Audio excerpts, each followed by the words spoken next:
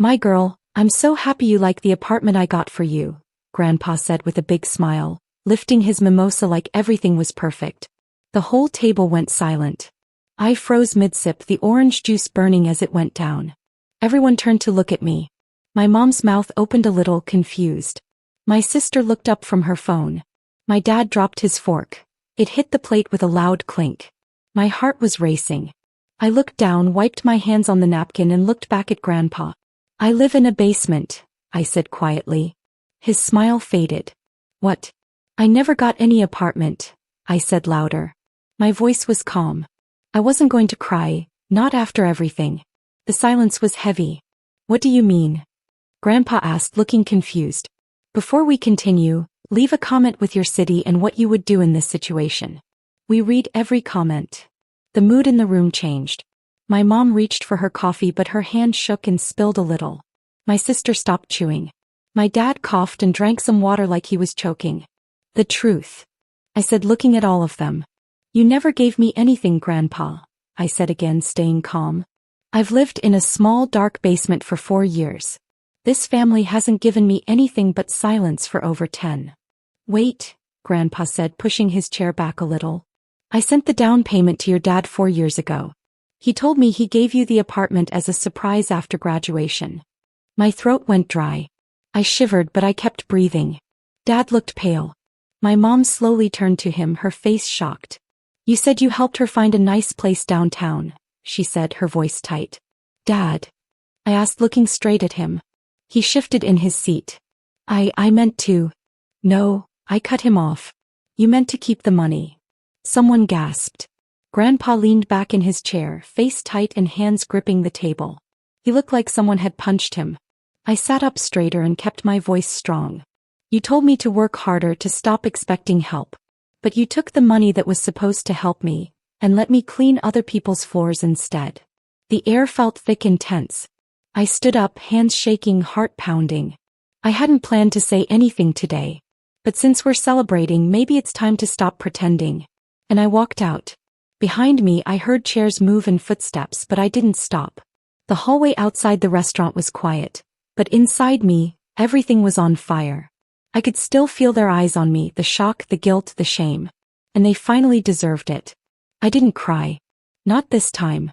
As I walked into the parking lot, I heard quick footsteps behind me. Kayla, wait, Grandpa called. I turned around. He looked older than he did just 20 minutes ago. His usual smile was gone. What I saw instead was something I hadn't seen in a long time. Real sadness. You really never got the apartment? He asked. I shook my head. I've been renting a basement from a woman who smokes so much the walls are yellow. There's a boiler next to my bed. I pay cash because she doesn't trust banks. Most nights I eat dinner sitting on the floor. Grandpa swallowed hard. Your dad told me you didn't want help. That you were trying to be independent. I took a deep breath. I once asked him for help finding a job. He told me, and I quote, try flipping burgers first. Grandpa looked down, shaking his head. He said you were ungrateful. That you got your dream apartment and didn't even thank him. I laughed bitterly. I didn't know there was anything to thank him for. He sighed and ran a hand over his face. I trusted him. I didn't say anything. The silence stretched, but I didn't mind. Then he surprised me. I want to fix this. I crossed my arms. How? I want to see where you live. I looked up, shocked. Why? Because if it's as bad as you say and I believe you, then he stole from both of us. And I'm done being lied to. That night I took Grandpa to my place. He didn't say much as I led him down the cracked steps to the basement door. The light above us flickered as I unlocked it. The smell of smoke and mildew filled the air. I stepped aside. Welcome to my palace. He walked in and looked around, the old couch, the tilted bookcase, stained ceiling tiles, and my tiny bed next to the laundry machine. He didn't say anything at first. Then he sat on the bed and let out the saddest sigh I'd ever heard. This is where you've been living? I nodded. Since college ended. His eyes started to tear up. He told me he was saving the rest of the money for your wedding. At the time that sounded okay to me. There is no rest, I said flatly.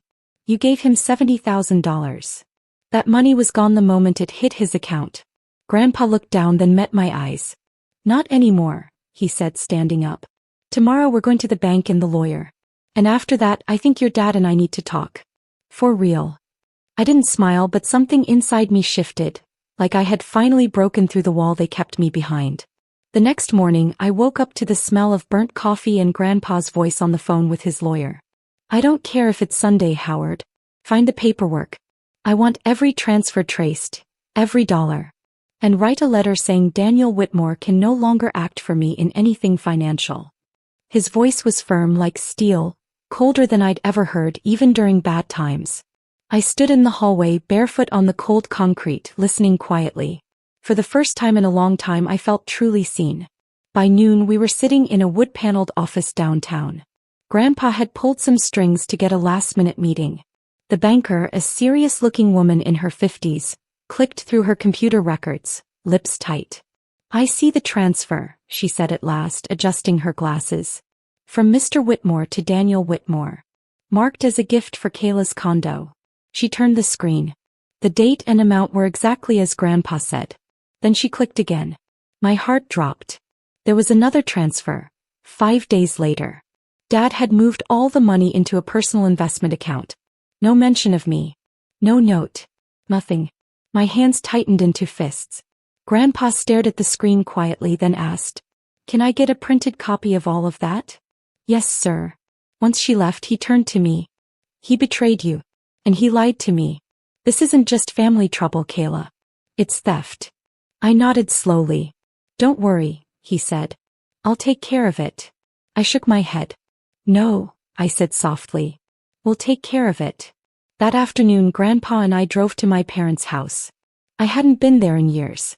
It was the same place where I used to bake cupcakes with Mom, where Dad once taught me to ride a bike, before he started ignoring my calls. The same house where my sister threw a party right after I moved out, leaving my things dumped on the lawn. Grandpa rang the doorbell. Dad opened the door looking confused and annoyed. His eyes widened when he saw both of us. "We need to talk," Grandpa said firmly. "I'm kind of busy." "Sit down," Grandpa said calmly. He didn't have to raise his voice. Mom stood in the background, frowning.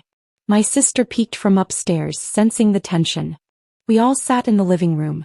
Grandpa placed a thick folder on the coffee table. Dad didn't even look at it. Then Grandpa spoke clearly. "You told me Kayla was living in the apartment I bought for her. But the money never went there. You stole it. You lied to me and to her." Dad gave a nervous laugh. "Come on, Dad. You're making this bigger than it is." "She's been living in a basement," Grandpa said sharply. "Eating meals on the floor. Working 2 jobs. While you used her money to build your investments. I was saving it for her future." "Don't," I cut in, my voice firm. "Don't lie again. You told me I was lazy. That I didn't deserve help. Meanwhile, you were living off money meant to help me start my life." Dad's jaw tightened. Grandpa slid the documents toward him. "I already spoke to the lawyer. If we need to go to court, we will. You're going to pay back every dollar. And you're going to explain yourself in front of the family at the next brunch. No more secrets. No more pretending to be the good guy." Mom whispered, "Daniel, tell me this isn't true." Dad stayed silent. Then Grandpa turned to me. "You'll move in with me next week. I've already called a realtor. We'll find you a proper home." I looked at Dad one last time. He couldn't meet my eyes. The same man who once told me, "You'll never make it without me," now looked small and powerless. I didn't feel like I won. I felt free. And that was better. The next Sunday, brunch was at the same restaurant, same table, same people, but everything felt different. This time I wasn't pushed to the corner seat. I sat beside Grandpa at the head of the table. His hand rested gently on mine as we waited. When Dad walked in, he looked like he'd aged years in just a few days. He wasn't pretending to smile. Mom walked closely beside him, lips tight. My sister wore sunglasses indoors like she didn't want to face what was coming. Before anyone could make small talk, Grandpa stood. "I'll keep this short," he said loudly. Everyone fell quiet. "I asked you all here today because I found out something serious. 4 years ago, I sent money to help Kayla begin her life after college. I was told she got it. I was told she was doing well." He turned slightly toward me. That was a lie. The whole room went still. Even a server paused mid-pour. I felt the burn behind my eyes but held it in. I wasn't crying today. Grandpa went on. Daniel took that money. He hid it. And while Kayla struggled, living in a basement working nonstop, he let her believe she didn't deserve help. He told her she was lazy, all while pretending to be a good father. A wave of whispers passed through the table. My aunt gasped. My cousin blinked in surprise. Dad shifted in his chair. Then Grandpa looked right at him. You lied to me and hurt your daughter. From now on you won't have access to any of my money or assets. Everything is being changed. He slowly took out a folded letter and laid it in front of Dad. Read it. Out loud. Dad looked at it like it would burn his hands. Now, Grandpa said sharply. Dad's hands shook as he unfolded the paper and read, voice breaking with each word. To my family. I stole from my daughter Kayla Whitmore. I took money meant for her future and lied about it. I hurt her, my father, and the family's trust. I take full responsibility and will return the full amount within 6 months. I am truly sorry. When he finished, the room was silent. No claps. No gasps. Just a deep, shared breath. For the first time in years I looked at my father, and I didn't feel small. I felt seen. That night back at Grandpa's house, we stood together on the porch looking up at the stars. I still can't believe you never asked for help, he said. I stopped asking, I replied quietly. He nodded. I'm sorry I didn't check in sooner. I'm not, I said after a moment, because now I know who truly cares. He gave me a small smile. You're not going back to that basement. I know. I found you a new place, he said. Downtown. Wooden floors. Big windows with real sunlight. I laughed softly. That already sounds like a castle. You deserve it. Maybe I did. But more than anything, I deserved to stop struggling just to get by. The new apartment had huge windows from the floor to the ceiling. The first morning I woke up there, sunlight filled the room like it had been waiting just for me. I didn't hear the landlady yelling at her dog. I didn't hear old pipes groaning beside my bed. Just silence. Just peace. I sat on the edge of my new bed, a real bed, not a worn-out futon, and looked out at the city skyline. I wasn't used to feeling safe. Or free. That day I did something I hadn't done in years. I opened my laptop and clicked on a folder I used to hide behind job searches and bills. The folder was called Designs. Inside were sketches and layouts I once dreamed would become my career, before I gave up. Before people told me to be realistic. Before my dad looked at my drawings and said, "That's cute. But when are you going to grow up?" Now I was serious. I applied to design studios and freelance websites. I even created a small online portfolio. I used Grandpa's help not just to survive, but to build something new. Weeks went by. Then months. One afternoon I got a call. A local architecture firm had seen my work. They were starting a new project to create smart, affordable homes. And they needed someone creative. Someone who understood how to make small spaces feel big. I smiled. I've lived that, I told them. When I walked into their office downtown, I wore the same beige coat my mom once called silly and cheap. The receptionist offered me water. The creative director offered me a seat. By the end of the meeting, I walked out with a contract in hand. It wasn't just a job. It was proof. Proof that I was never a failure. That living in a basement didn't mean I had to stay at the bottom. Months later, I hosted brunch. Not at a restaurant. Not at someone else's place.